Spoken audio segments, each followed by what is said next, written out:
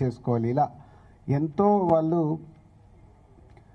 Prepare అయ్యి అన్ని final చేసి, సినిమాల్ని ఫైనల్ చేసి, టెక్నీషియన్స్ ఫైనల్ చేసి అలా ఇస్తే మళ్ళీ వాళ్ళందరినీ కోఆర్డినేట్ చేసి నేను ఆ ఈవెంట్కి తీసుకొచ్చి ఆ ఈవెంట్ను సక్సెస్ చేయడం అనేది ఒక పెద్ద బాధ్యత కిందే తీసుకున్నాము లాస్ట్ 6 months నుంచి. అది నిన్న ఇంత పెద్ద సక్సెస్ అయినందుకు ఈవెంట్ చాలా చాలా చాలా హ్యాపీగా ఉంది. దాని గురించే మీ అందరికీ థ్యాంక్స్ చెప్పడానికే ఈ మీట్. దీంట్లో మీడియా మిత్రులు మీరందరూ పార్టిసిపేషన్ చేస్తూనే వస్తున్నారు. సో మీ అందరికీ పేరు పేరున ధన్యవాదాలు. అలాగే సినిమా ఇండస్ట్రీ నిన్న పార్టిసిపేషన్ 2024కి వచ్చిన అవార్డ్స్ అందరికీ వాళ్ళు కూడా అందరూ వచ్చి పార్టిసిపేషన్ చేసి అవార్డ్స్ తీసుకోవడం, వారందరూ కూడా ఎఫ్డిసి తరఫున ధన్యవాదాలు చెప్తున్నాం. సో స్పెషల్గా సినిమాటోగ్రఫీ మినిస్టర్ కోమటిరెడ్డి వెంకటరెడ్డి గారికి, అలాగే డిప్యూటీ సీఎం బట్టి విక్రమార్ గారికి స్పెషల్ థ్యాంక్స్.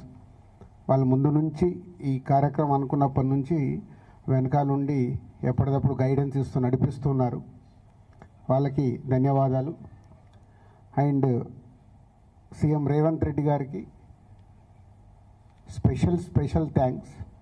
ఎందుకంటే నిన్న వాళ్ళు ప్రోటోకాల్లో మాకు 1 hour టైమే ఇచ్చారు సీఎం గారిది. పోతే ప్రోగ్రామ్ డిజైన్ చేసినప్పుడు పేపర్ పైన 4.5 hours ఉంది.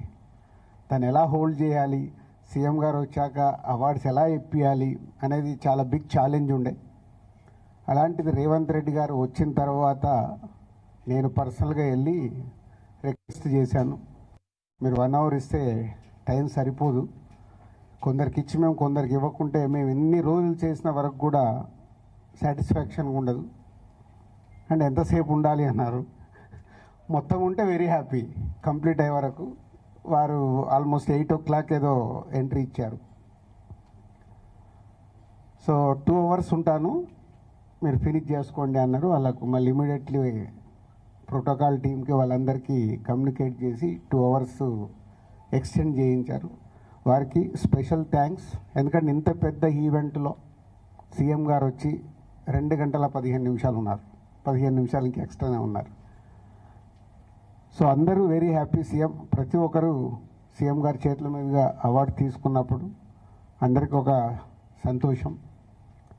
సో వారందరికీ సీఎం గారికి ధన్యవాదాలు. అలాగే ప్రభుత్వం నుంచి అవార్డ్స్ వస్తున్నాయి అంటే ఏ స్టేట్ అన్న కానీ, ఫ్యూచర్లో ఇప్పుడు ఆంధ్రప్రదేశ్లో కూడా అవార్డ్స్ స్టార్ట్ అవుతాయి. ఎందుకంటే తెలుగు స్టేట్స్ అంటే మన 2 కళ్ళు, ఎంత కాదనుకోలేము. అది ప్రభుత్వం నుంచి అవార్డ్స్ వస్తున్నాయనంటే సినిమా ఇండస్ట్రీ అందరికీ చెప్తున్నాను, చాలా జాగ్రత్తగా అవార్డు స్వీకరించాలి. మనం ఎన్ని షూటింగ్లలో బిజీగా ఉన్నా, ఎక్కడున్నా ప్రభుత్వం నుంచి ఒక అవార్డు వస్తుందంటే అది మన రెస్పాన్సిబిలిటీ. గవర్నమెంట్తో జర్నీ చేయాల్సిన బాధ్యత సినిమా ఇండస్ట్రీలో ఉండే ప్రతి ఒక్కరిది.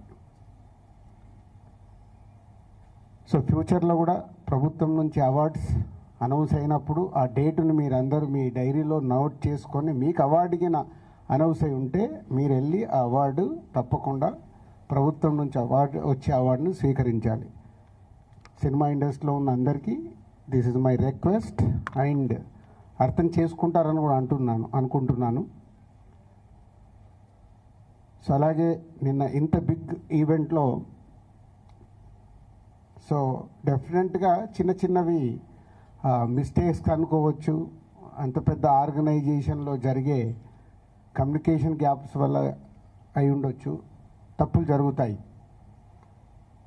అలా ఎవరికన్నా ఎక్కడన్నా చిన్న ఈ కమ్యూనికేషన్ దానివల్ల ఎక్కడన్నా మీరు హర్ట్ అయి ఉంటే అక్కడికి వచ్చిన వాళ్ళు ఎవరైనా, సో ఎఫ్డిసి తరఫున చైర్మన్గా నేనే క్షమాపణలు కోరుకుంటున్నాను. ఎందుకంటే మేము ఆర్గనైజ్ చేశాం కాబట్టి అందరినీ ఈవెంట్ కంప్లీట్ అయ్యే వరకు జాగ్రత్తగా చూసుకోవాల్సిన బాధ్యత మాదే. ఎక్కడన్నా డెఫినెట్గా ఇలాంటివి జరిగి ఉంటాయని నేను ముందు జాగ్రత్తగానే నేను చెప్తున్నాను. సో స్పెషల్గా మీడియా మిత్రులందరికీ ఈవెంట్ అయిపోయిన తర్వాత చాలామంది కూడా అప్రిషియేట్ చేయడం, ఇంత పెద్దగా సక్సెస్ అయింది అని అప్రిషియేట్ చేసినందుకు, గవర్నమెంట్ తరఫున వచ్చిన రివ్యూస్ కానీ రిపోర్ట్స్ కానీ బయట నుంచి వచ్చినాయి కానీ అన్నీ తెలంగాణ గద్దర్ ఫిలిం అవార్డ్స్ని ఇంత అద్భుతంగా నిర్వహించినందుకు ధన్యవాదాలు చెప్తున్నారు. వారందరికీ కూడా ప్రత్యేకంగా ధన్యవాదాలు. Thank you very much.